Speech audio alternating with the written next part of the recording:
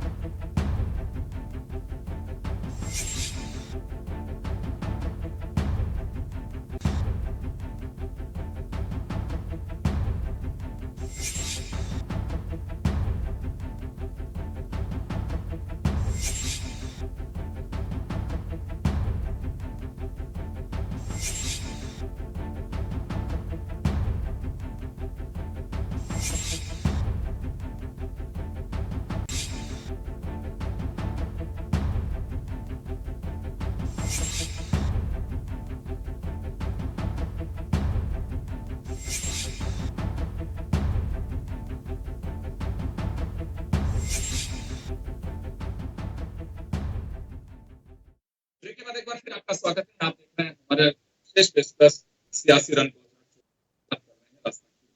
नागौर लोकसभा। भाई साहब आवाज कट हो रही है आपकी। यहाँ मिर्जा परिवार की विरासत आगे बढ़ाने आवाज साफ नहीं आ रही सर, आवाज नहीं आ रही सही। केवल राजस्थान ये जो बेल्ट है उसमें काफी उपचुनाव एक वर्चस्व रहा है। नाथुराम मिर्जा हो चाहे रामनिवास मिर्जा हो, इसी विरासत को आगे ले जाने के लिए ज्योति मिर्जा का लोकसभा सीट के लिए ये चौथा चुनाव है। 9 में सांसद रही हैं, 14 में चुनाव हारी, 19 में चुनाव हारी और अब ये चुनाव चेहरे बदल गया। एनडीए गठबंधन का प्रत्याशी हनुमान बेनीवाल थे और ज्योति मिर्जा कांग्रेस से, लेकिन इस बार वो एनडीए यानी कि बीजेपी प्रत्याशी हैं और कांग्रेस के साथ आरएलपी का गठबंधन है। चिर परिचित अंदाज है। चलिए, तो मैं ज्यादा समय खराब नहीं करूंगा। और हमारे साथ इस वक्त पैनल में जुड़ चुके हैं बजरंग लाल शर्मा जी बीजेपी से और शंकर लाल नारोलिया जी आरएलपी से। शंकर लाल जी, आपके पास में आना चाहूंगा मैं। पिछली बार आप लोग एनडीए गठबंधन के साथ में चुनाव लड़े थे, इस बार कांग्रेस के साथ आपका गठबंधन है, तो यहाँ कुछ ऐसा हो कि क्योंकि कार्यकर्ता पिछली बार बीजेपी के हनुमान बेनीवाल जिंदाबाद कर रहे थे, इस बार कांग्रेस के कार्यकर्ताओं को लगाना पड़ रहा है? नहीं सर, ऐसा कुछ नहीं है। हम एनडीए के साथ गए थे किसानों के लिए और जवानों के लिए। जब एनडीए में रहते हुए जब हमें लगा कि किसानों के साथ अन्याय हो रहा है, युवाओं के साथ अन्याय हो रहा है, और आपने देखा होगा कि मोदी सरकार 3 काले कानून लेके आई किसानों के खिलाफ, और जब हनुमान बेनीवाल जी ने उनका विरोध किया और उन्होंने कहा कि जो ये कानून है ये किसानों के खिलाफ है, आप इनको वापस लीजिए, तो उन्होंने मना किया। और हमारे हनुमान बेनीवाल जी को ये कहा कि आपको कैबिनेट मंत्री हम बनाते हैं और आप इनका विरोध मत करिए। तो हनुमान बेनीवाल जी ने कहा कि पहले मेरे किसान है, मेरे भाई है, अगर मेरे भाई रोड के ऊपर बैठे हैं तो हनुमान बेनीवाल को गद्दी नहीं चाहिए। और ये कहते हुए एनडीए का हमने दामन छोड़ दिया उसी टाइम। उसके बाद मेरे अग्निवीर योजना जो लेके आए और जो सेना को ठेके पे दिया, उसका सबसे पहले विरोध किया। तो नागौर में जोधपुर में बहुत बड़ी रैली करके 2 लाख युवाओं के साथ रैली करी और हमने उसका फुल तरीके से विरोध किया। तो ऐसी कोई बात नहीं है। सब हम तो, हमारी पार्टी जो बनी है उसमें युवाओं के लिए, किसानों के हित को देखते हुए हमारी पार्टी की स्थापना हुई थी, और जहां किसानों का और युवाओं का हित होगा वहां हम रहेंगे। जी, आप कंटिन्यू करिए। हाँ, तो जहां भी हमारे तो जो भी है, अब की बार भी जैसे जनता ने, जब सभी कार्यकर्ताओं ने मिलकर ये तय किया कि हमें एनडीए के साथ नहीं रहना है, उनके साथ गठबंधन नहीं करा है। भारतीय जनता पार्टी हमसे गठबंधन करना चाहती थी, लेकिन देश में जो आज हालात है, आप देखिए कि लोग तानाशाही, कितनी बड़ी तानाशाही चल रही है। युवा परेशान है, किसान परेशान है, मध्यम वर्ग परेशान है, महंगाई। ये लोग वादे करते हैं कि अब की बार जैसे नारा दे रहे हैं, तो ये नारा दे रहे हैं कि 400 पार। तो लोग ये सोच रहे हैं कि 400 पार, कहीं ये एनडीए दोबारा आ गई, मोदी सरकार दोबारा, तो कहीं डीजल पेट्रोल के भाव तो 400 पार नहीं हो जाएंगे। तो लोग कंफ्यूज में है कि ये 400 पार का नारा क्यों दे रहे हैं, जबकि आज की स्थिति ये है इनकी कि ये राजस्थान में जो 25 की बात कर रहे हैं, अब की बार स्थिति ये रहेगी, ये 25 कांग्रेस की जो गठबंधन है, कांग्रेस और हमारा इंडिया गठबंधन है इंडिया का, वो 25 सीट लेने जा रही है राजस्थान में। चलिए, इसका जवाब तो अभी बजरंग जी देंगे। बजरंग जी, आप सुन पा रहे हैं मुझे? जी भाई साहब, आपके सभी दर्शकों को नमस्कार। जी, अभी शंकर जी को देखिए, सुना सबसे आपने? बिल्कुल, ये तो मुंगेरी लाल के हसीन सपने देखना इनकी आदत हो गई है कांग्रेस वालों की, क्योंकि अब इंडी गठबंधन में आ गए ना, तो ये सपने देखना छोड़ दें, आपके अच्छे साथ रहेगा। अपने ठीक देख रहे थे ये? नहीं तो देख रहे, तो उस समय जब एनडीए में थे, इन्होंने तो किसान जो बिल आए थे उन पे तो तालियां बजाई थी। बाद में इनके मन में आया कि भाई ये मामला हमारे बैठ नहीं रहा है। हमने कभी बाकी ये ताले नहीं बजाए थे, पहले दिन से हमने विरोध किया था। और जो भी सर, काले शंकर जी, कानून है, शंकर जी, मैं लौटूंगा आपके पास, अभी लौटूंगा आपके पास में। जी बजरंग जी, कंटिन्यू करिए आप। जी भाई साहब, देखिए, कभी भी हनुमान बेनीवाल जी एक स्थिर जगह पे नहीं रह सकते, ये सार्वभौम सत्य हो गया। दूसरी चीज, जो सनातन धर्म को गाली देने वाले हैं, आपकी जो कैंडिडेट है वो तो एक जगह है क्या? देखिए वैसा बीच में ना बोले, आप अपने टर्म पे बोले। जब जब ये सोचिए, सनातन धर्म को गाली देने वाले कि जो जाट समाज से ये आते हैं, उस जाट समाज ने गायों की रक्षा के लिए कितना बड़ा काम किया, गायों की रक्षा के लिए अपने जीवन को कुर्बान कर दिया। उस ऐसे जो कांग्रेस के कार्यकर्ता जिन्होंने सड़क पे गायों को काटने का काम किया, उनके साथ इन्होंने गठबंधन किया। जाट समाज ये भी स्वीकार नहीं करेगा और ना कोई सनातनी स्वीकार करेगा। चले, इस बात का तो जवाब मैं अभी शंकर जी देंगे। शंकर जी, सनातन धर्म की बात आ रही है मंच से, हालांकि कोई बड़े नेता की अभी तक सभा नहीं हुई है नागौर के अंदर, लेकिन प्रधानमंत्री जी पुष्कर में सभा करके गए, लेकिन वहां से भी निशाना यही था। और अभी जो बजरंग जी कह रहे हैं कि सनातन धर्म को गाली देने वालों के साथ हनुमान बेनीवाल गए हैं, गो सेवक है जाट समाज, लेकिन अब ये बर्दाश्त नहीं करेगा। सर ये सनातन की बात करते हैं, गाय की बात करते हैं। गाय को हम तो हमेशा माता, गाय को माता मान के पूजा करते हैं। और जाट समाज की बात करें, जाट समाज ने हमेशा गायों की रक्षा के लिए अपने प्राणों तक की न्यौछावर कर दिए। और इसका उदाहरण हमारे जो तेजा जी महाराज है, उन्होंने अपनी गायों की सिर्फ रक्षा के लिए अपने प्राणों की आहुति दे दी। ये बात कर रहे हैं कि साहब गायों के लिए ये कर दिया, वो कर दिया। जो कंपनी सबसे ज्यादा गायों के मांस का निर्यात करती है, उस कंपनी से भारतीय जनता पार्टी ने सबसे ज्यादा इलेक्ट्रल बॉन्ड के द्वारा चंदा लिया है। तो ये कहते क्या है, करते क्या है, इनकी जहां जहां सरकार है, जिन राज्यों में इनकी सरकार है, उन राज्यों में सबसे ज्यादा बीफ का अगर निर्यात होता है, तो इनकी जहां सरकार है, गोवा है। अब यूपी की आज ये बात करते हैं, युवा में सबसे ज्यादा बुचड़ खाने अगर कट है तो वो यूपी में है। तो ये बात करने, इनकी बातों में विश्वास करेगा कौन? इन्होंने पहले कहा था कि अब की बार हम आपको 15 लाख रुपए देंगे, 2 करोड़ युवाओं को रोजगार देंगे, पेट्रोल डीजल 30 के पार आ जाएगा, वो चले गए। अब ये जब आगे बात कुछ कर नहीं पाते, तो ये 47 की बात करते हैं डायरेक्ट। ये डायरेक्ट 47 की बात करते हैं।